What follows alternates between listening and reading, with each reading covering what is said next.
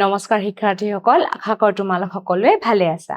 আজি আমি হিন্দী বিষয়ৰ অধ্যায় নং 6 চাই আসাম কি এক পেহচানৰ ভাগ 2 লৈ তোমালোকৰ ওচৰলৈ আহিছো। আহাচোন আমি এই অধ্যায়টো এবাৰ একেলগে পঢ়ো। शबनम पिताजी की सारी बातें सुन रही थी। কি হৈছে যে শবনমে দেউতাকৰ সকলো কথা শুনি আছিল কাৰণ শবনমৰ ভাতৃ আৰু দেউতাক একেলগে গাড়ীত আহি আছিলে। वो बोल पड़ी, पिताजी हमारे असम में चाय की शुरुआत कब और कैसे हुई? সুধিছিলে কি যে पिताजी हमारे असम में चाय की शुरुआत कब और कैसे हुई? আমাৰ অসমত চাহৰ আৰম্ভণি ক'ত আৰু কেনেদৰে হৈছে? কব কেতিয়া হৈছে? कैसे हुई কেনেদৰে হৈছে? थोड़ा सा बताइए ना, অকমান কোকচোন। शबनम के आग्रहपूर्ण सवाल का उत्तर देते हुए पिताजी कहने लगे।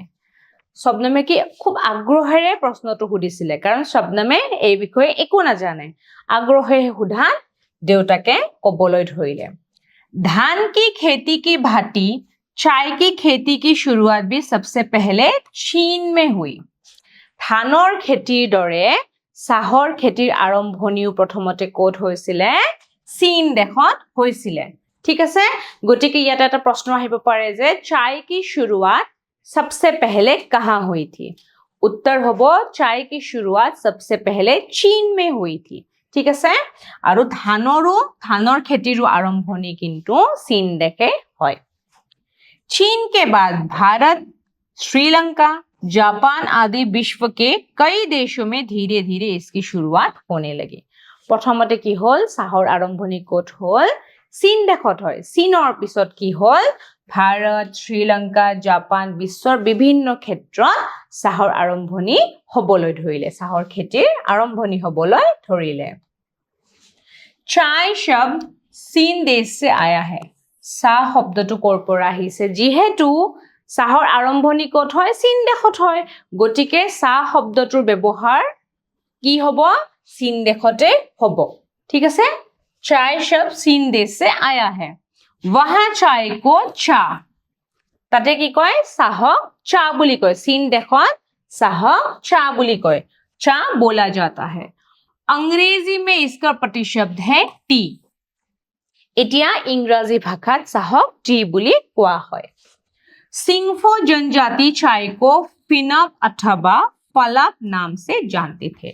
सिंगफो जनजातिয়ে চাহক কি বুলি কয়? फिनप अथवा फलाप। আহোম লোক চাय को नाम फलाप सबसे जानते हैं। এতিয়া আহোম সকলে চাহক কি বুলি কয়? নাম फलाप। ঠিক আছে, চীন দেশক চাহক কি বুলি কোৱা হয়? चा। अंग्रेजी में चाय का शब्द है टी। सिंगफो जनजाति चाय को क्या कह के पुकारते हैं? फिनप अथवा फलाप। और आहोम लोग चाय को किस नाम से जानते हैं? नाम फलाप। नाम का मतलब माने नाমৰ অৰ্থটো হ'ল পানী। ঠিক আছে, और फलाप का मतलब है चाय। नाम माने पानी, ठीक है, नाम माने पानी और फलाप माने चाय। इस प्रकार दोनों के मिलने पर अर्थ हुआ चाय पानी। नाम फलाप मतलब चाय पानी। ठीक है, এইখিনি ভালদৰে চাবা। ইয়াতে চাহক ভিন্ন ভিন্ন ভাষাত কি নামেৰে জনা যায় সেই বিষয়ে আছে। ইয়াতে তোমালোকে এখন লিষ্ট বনাই লবা। এফালে কি ভাষাত কোৱা হয় আৰু এফালে কি কোৱা হয় চাহক। ঠিক আছে, নেক্সট চাওঁ আহা। 1823 में ईस्ट इंडिया कंपनी के एजेंट मेजर ब्रूस साहब को सिंगफो के राजा ने चाय के 2 पौधे भेंट किए हैं। 1823 চনত, ঠিক আছে, 1823 চনত কি কৰিছিলে? ইষ্ট ইণ্ডিয়া কোম্পানীৰ এজেন্ট মেজৰ ব্ৰুচ সাহাবক সিংফো के राजा ने, ঠিক আছে, সিংফোৰ ৰজাই কি কৰিছিলে? चाय के 2 पौधे भेंट किए थे। भेंट किया माने उपहार दिया। চাহৰ 2টা পুলি উপহাৰ দিছিলে। उसके बाद रॉबर्ट ब्रूस साहब ने असम में चाय की खोज की। ইয়াৰ পাছত, ঠিক আছে, ইয়াৰ পাছত কি কৰিছিলে?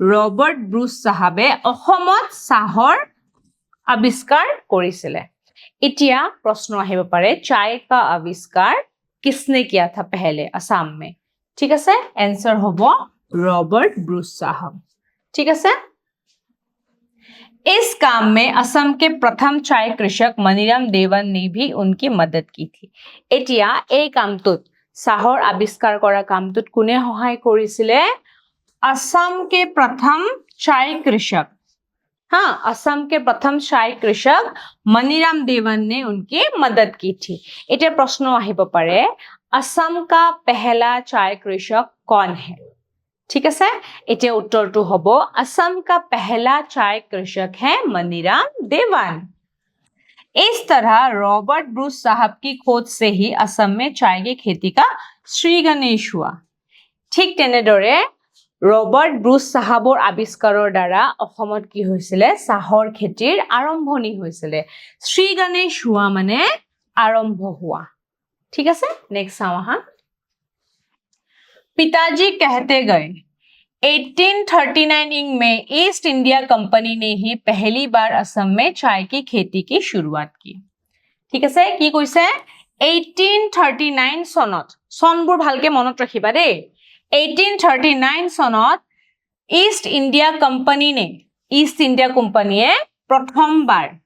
पहली बार प्रथम बार असम में चाय की खेती की शुरुआत की চাহৰ খেতিৰ আৰম্ভণি চাহৰ আৱিষ্কাৰ কোনে কৰিছিলে অসমৰ ৰবাৰ্ট ব্ৰুচ সাহাবে চাহৰ খেতিৰ আৰম্ভণি কোনে কৰিছিলে ईस्ट इंडिया कंपनीয়ে চাহৰ খেতিৰ আৰম্ভণি কৰিছিলে ईस्ट इंडिया कंपनीয়ে इसके बाद भारत के अन्य राज्यों में भी चाय की खेती की शुरुआत धीरे धीरे होने लगी ইয়াৰ পিছত অসমত প্ৰথম হৈছিল অসমত তাৰ পিছত ভাৰতৰ বিভিন্ন ক্ষেত্ৰত চাহৰ খেতিৰ আৰম্ভণি হৈছিল असम का पहला चाय बगीचा है सबुआ चाय बगीचा অসমৰ প্ৰথমখন চাহ বাগিচা কি হয় सबुआ চাহ বাগিচা এটো ভালকে মনত ৰাখিবা इसी बीच रोहन फिर बोल उठा पिताजी ये वही मनीराम देवन है ना जिन्होंने स्वाधीनता संग्राम में अपना जीवन निछावर किया था এতিয়া যেহেতু মনিৰাম দেৱানৰ কথা ওলাইছিলে তেতিয়া কি হুদিলে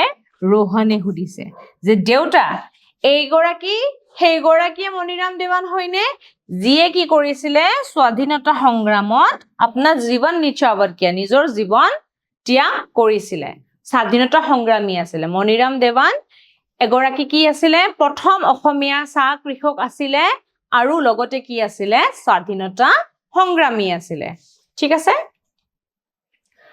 দেউতাকে কৈছে रोहने প্ৰশ্নটো হুদিলে ইটা দেউতাকে কৈছে हां हां वे ही है होय तेवे होय वे हमारे असम के प्रथम चाय कृषक ही नहीं बल्कि देश प्रेमी भी थे तेव केवल प्रथम चाय कृषके नासिले অসমৰ देश प्रेमीও आसिले उन्होंने 1853 में असम में 2 चाय बगीचे स्थापित किए थे तेव की কৰিছিলে মনিৰাম দেৱানে 1853 অসমত দুখন চাহ বাগিচা স্থাপন কৰিছিলে पहला सीनामरा चाय बगीचा और दूसरा सेलेंग चाय बगीचा प्रथमখন কি আছিল सीनामरा চাহ বাগিচা আছিল আৰু দ্বিতীয়খন কি আছিল सेलेंग চাহ বাগিচা আছিল আৰু অসমৰ প্ৰথমখন আছিল কি সাবুয়া চাহ বাগিচা মনিৰাম দেৱানে স্থাপন কৰা এখন কি আছিল सीनामरा চাহ বাগিচা আৰু सेलेंग চাহ বাগিচা এখিনি মনত ৰাখিবা इन दोनों बगीचों के कारण वे एक मशहूर चाय कृषक के रूप में जाने जाते हैं এই দুখন বাগিচাৰ কাৰণে তেওঁগৰাকী বিখ্যাত চাহ কৃষক হিচাপে সকলোতে পৰিচিত বা জনাজাত इतने में ड्राइवर ने गाड़ी फिर रोक दी ইয়াতে কি কৰিছিলে আকৌ চালকজনে গাড়ীখন ৰখাই দিছে তেওঁলোকে সকলোৱে কথা পাতি আহি আছিল সেই সময়তে চালকজনে গাড়ীখন ৰখাই দিছে क्योंकि दोनों को बहुत भूख लगी थी कारण शबनम और रोहनर खूब भूख লাগিছিলে इस समय दिन के 2 बज रहे थे दिनों 2টা বাজিছিলে গটিকে সিহঁতৰ ভোক লাগিছিলে सबने भोजन किया गाड़ी ने फिर गति ली সকলোৱে একেলগে ভোজন কৰিলে আৰু গাড়ীখন আকৌ চলিবলৈ আৰম্ভ কৰিলে पिताजी फिर बोलने लगे हमारे असम में छोटे बड़े कई चाय बगीचे हैं দেউতাকে আকৌ কবলৈ ধৰিলে যে আমাৰ অসমত সৰু ডাঙৰ বহুতো চাহ বাগিচা আছে 2001 ইনকে आंकड़ों के अनुसार हमारे असम में लगभग 2,500 छोटे चाय बगीचे हैं 2001 কৰা এটা গণনা অনুসৰি অসমত কিমান লগভগ মানে প্ৰায় কিমান চাহ বাগিচা আছে 2,500 মানে কি 2500 চাহ বাগিচা আছে সৰু সৰু চাহ বাগিচা আছে ज्यादातर चाय के बगीचे ऊपरी असम में स्थित है অসমত যিমানবোৰ চাহ বাগিচা আছে তাৰে অধিকাংশ চাহ বাগিচা কিন্তু ক'ত আছে উপৰি আসাম অৰ্থাৎ উজনি অসম যেটো আমাৰ ইংলিশত আপাৰ আসাম বুলি কয় ঠিক আছে উজনি অসমত অৱস্থিত আছে पिताजी और कुछ कहना चाहते थे कि रोहन बीच में ही बोल उठा দেউতাকে কথাখিনি কৈ আছিলে তাৰ মাজতে रोहने আকৌ মাত দিলে पिताजी लोग चाय क्यों पीते हैं দে চাহৰ বাগিচাবোৰটো আছে কিন্তু प्रश्न সুধিছে যে लोग चाय क्यों पीते हैं মানুহে কিয় চাহ খায় क्या इसकी कोई उपयोगिता है क्या एटुर किबा उपयोगिता আছে নেকি দেউতাকে কৈছে हां क्यों नहीं আছে তো নিশ্চয় আছে पिताजी ने उत्तर दिया साधारणत लोग शरीर एवं मन में ताजगी लाने के लिए चाय पीते हैं মানুহে সাধাৰণতে চাহ কিয় খায় কি হয় মনটো সতেজ কৰি ধৰে এতিয়া চোৱা তোমালোকৰ টোপনি লাগিলে কি হয় চাহ একাপ খাবলৈ মন যায় মনটো সতেজ হৈ যায় ভাগৰ লাগিলে আমি কি কওঁ একাপ চাহ খাই দিলে আমাৰ ভাগৰ ভাৱটো নোহোৱা হৈ যায় হয়নে মনটো সতেজ কৰি ৰাখিবলৈ শৰীৰ আৰু মন সতেজ কৰি ৰাখিবলৈ কি কৰা হয় চাহ খোৱা হয় মানুহে সাধাৰণতে তেনেকে চাহ খায় इसके साथ साथ और भी कई वजह है जिनके कारण लोग चाय पीते हैं ইয়াৰ বাহিৰে আৰু বিভিন্ন কাৰণ আছে যাৰ কাৰণে মানুহে চাহ খায় वैज्ञानिकों के अनुसार चाय पीने से फेफड़ों के रोग कैंसर हैजा टाइफॉइड आदि रोग होने का संभावना कम होता है वैज्ञानिक সকলৰ মতে চাহ খালে কি হয় फेफड़ों के रोग হাওফাঁওৰ ৰোগ হাওফাঁওৰ বেমাৰ कैंसर हैजा टाइफॉइड आदि मारात्मक बेमार হোৱাৰ পৰা ৰক্ষা পাব পাৰি ঠিক আছে पिताजी ने आगे कहा भारतवर्ष के ज्यादातर लोग चाय पीते हैं और विश्व में भी इसकी बहुत मांग है দেউতাকে কৈছে যে ভাৰতবৰ্ষৰ অধিকাংশ মানুহে কি কৰে চাহ খায় আৰু গোটেই বিশ্ব দৰবাৰত কি হয় চাহৰ চাহিদা আছে जिन देशों के पास चाय नहीं है वे अन्य देशों से इसका आयात करते हैं जी देशসমূহত চাহৰ খেতি নহয় বা চাহ উৎপন্ন নহয় তেওঁলোকে কি কৰে বেলেগ দেশৰ পৰা কি কৰে আমদানি কৰে आयात करते हैं मतलब आमदनी करते हैं विश्व में सबसे ज्यादा चाय असम में ही होती है গোটে বিশ্বত আটাইতকৈ বেছি চাহৰ খেতি ক'ত হয় অসমত হয় क्योंकि यहाँ के मिट्टी चाय के खेती के लिए बहुत उपयोगी है অসমৰ মাটি চাহৰ খেতিৰ বাবে খুব উপযোগী এতিয়া অসমৰ পৰাই বিশ্বত গোটে বিশ্বত কি হয় চাহৰ ৰপ্তানি হয় অসমৰ পৰাই বেলেগ বেলেগ দেশলৈ চাহসমূহ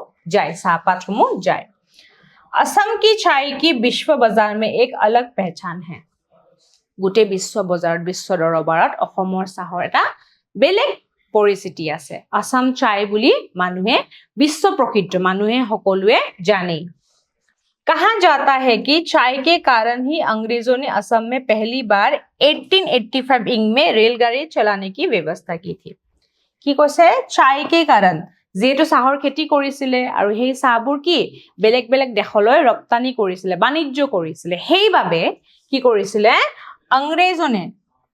ইংৰাজসকলে কি কৰিছিলে অসমত পোন প্ৰথমবাৰ 1885 रेलगाड़ी प्रचलन কৰিছিলে এটা প্ৰশ্ন আহিব পাৰে যে असम में सबसे पहले रेलगाड़ी प्रचलन कब हुई थी कौन से ईयर में হবো 1885 ঠিক আছে সনবোৰ ইয়াতে ভালদৰে মনত ৰাখিবা नेक्स्ट आहा इस तरह देखा जाता है कि हमारा असम चाय के लिए ही आज विश्व में प्रसिद्ध है আমি কব পাৰো যে আমাৰ অসমখন চাহৰ বাবে পৃথিৱী বিখ্যাত মানুহে সকলোৱে অসমক জানে অসমৰ চাহৰ বাবে ऐसे ही गपशप करते करते वे लोग शिवसागर पहुंच गए এনেদৰে সকলোৱে চাহৰ কথা চাহৰ খেতিৰ কথা কৈ কথা পাতি বাৰ্তালাপৰ মাজেৰে শিৱসাগৰ গৈ পালে শিৱসাগৰলৈ গৈ পালে ঠিক আছে चाय असम की एक पहचान ता अहोमर एक परिचय साधारणत झुमुर असम के चाय बगीचों के लोगों का एक सामूहिक नृत्य है झুমুৰ কি হয় অসমৰ চাহ বাগিচাৰ লোকসকলৰ চাহ জনগোষ্ঠীৰ লোকসকলৰ এক पारंपरिक सामूहिक नृत्य है इस नृत्य के जरिए वे लोग विभिन्न अवसरों पर सामूहिक रूप से खुशियां मनाते हैं এই নৃত্যৰ জৰিয়তে বিভিন্ন পৰ্বত তেওঁলোকে কি কয় আনন্দত নাচে ঠিক আছে আনন্দত নাচে ये उन लोगों की संस्कृति का एक अभिन्न अंग है झुमुर नृत्य চাহ জনগোষ্ঠীসকলৰ কি হয় সংস্কৃতিৰ এক অভিন্ন অংগ হয় এবাৰ 2025 বৰ্ষত কি হৈছিল ঝুমুৰ নৃত্যই বিশ্ব ৰেকৰ্ড গঢ়িবলৈ সক্ষম হৈছে ঠিক আছে নেক্সট চাওঁ আহা এতিয়া মূল্যাঙ্কনৰ পাৰ্টত কি দিয়া হৈছে एक चाय की खेती की शुरुआत भी सबसे पहले डैश में हुई চাহৰ খেতিৰ আৰম্ভণি প্ৰথমতে কোট হৈছিল আমি উত্তৰটো সকলোৱে জানো चाय की खेती की शुरुआत सबसे पहले चीन में हुई ठीक है नेक्स्ट वहां 2 असम का पहला चाय बगीचा है डैश चाय बगीचा অসমৰ প্ৰথমখন চাহ বাগিচা কি হয় অসমৰ প্ৰথমখন চাহ বাগিচা হল सबुआ चाय बगीचा ठीक है नेक्स्ट वहां असम के प्रथम चाय कृषक है অসমৰ প্ৰথম চাহ কৃষক হল কোন মণিৰাম দেৱান ঠিক আছে মণিৰাম দেৱান আশা কৰো এই অধ্যায়টো তোমালোকে ভালদৰে বুজি পাইছা আজিলৈ ইয়াতে সামৰিছো ধন্যবাদ